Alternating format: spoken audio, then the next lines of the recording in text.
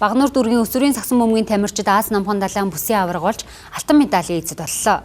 Тэднийг санхүүгийн зах зээл доктортой үйл ажиллагаагаар тэргүүлэгч 9 шижир инвест банк ус санхүүгийн байгууллага дэмжин хамтран ажиллажээ.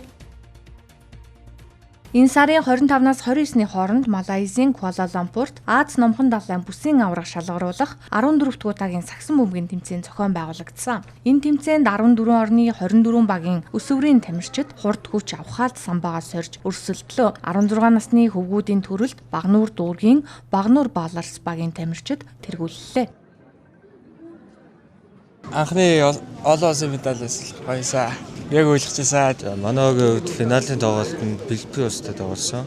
Тэгээд хамгийн чанга хөөсөлдөгч бол Филиппиусын баг тамирчид байсан. 59-62 харьцаатай байсан. 3 оны зөртэй байсан. Яг эцсийн сүүлийн 1 минутанд л тоглож шийдэгдсэн. Айгуу өрсөлдөөнд тоглосон.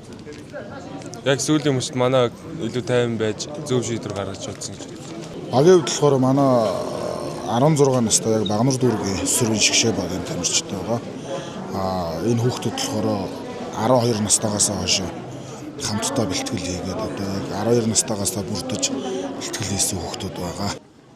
Санхүүгийн найдвартай үйлчилгээг харилцагчдаа санал болгодог 9 шижир инвест банк бус санхүүгийн байгууллага нь Монгол улсын баг тамирчдын спортод гаргаж байгаа амжилтын цар хүрээг нэмэгдүүлж, ур чадварыг нь хөгжүүлэх талаас дэмжин санхүүгийн эрсдэлгүй байх нөхцлөөр хангадаг байна.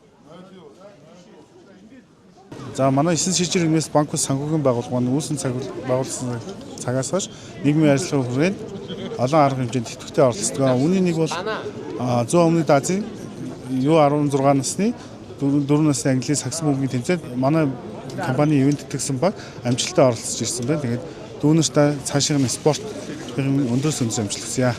Өсвөрийн баг тамирчдын алтан медалийн эзэн болсон Аз номхон далайн бүсийн аварга шалгаруулах тэмцээн нь өсвөрийн баг тамирчдын чансааг тодорхойлж, залуу үеийн тамирчдыг олон улсын түвшинд өрсөлдүүлж, туршлага солилцох зэрэг ач холбогдол өндөртөд тооцогддог байна.